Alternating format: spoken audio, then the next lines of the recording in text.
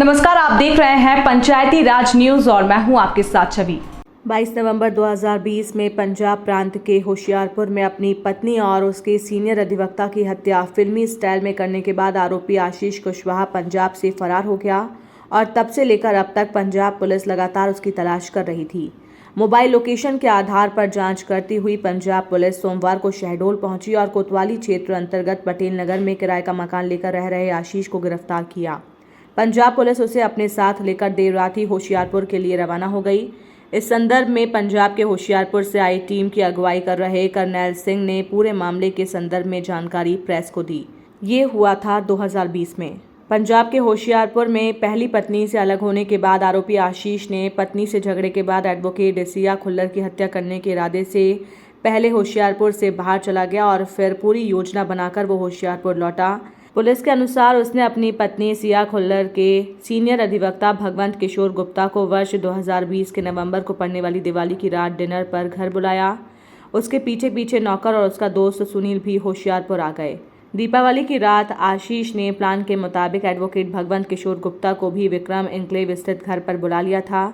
खाने में हंसी मजाक करते हुए दोनों को जहर दे दिया। दो साथियों के साथ मिलकर पत्नी की लाश डिग्गी व भगवंत की लाश को सीट बेल्ट लगाकर कंडक्टर सीट पर बैठाया और सुनसान सड़क पर ले गया। वहां पत्नी को ड्राइवर सीट पर बैठाकर कार की पेड़ से टक्कर करवाई और आग लगा दी। ये हुआ आज से पहले।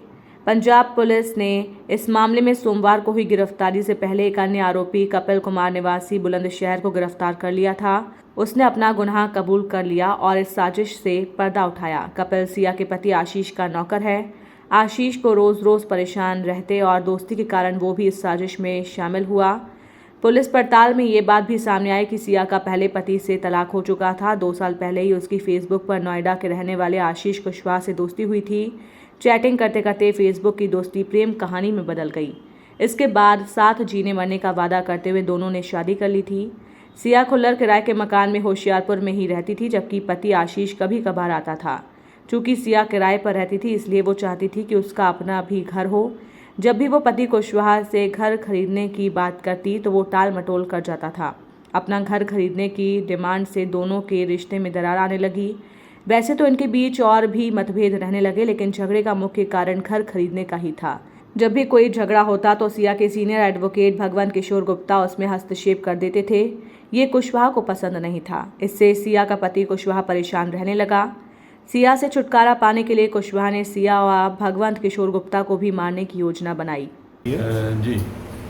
हम यहाँ पंजाब से डिस्ट्रिक्ट होशियारपुर से और थाना मॉडल टाउन से आए हैं।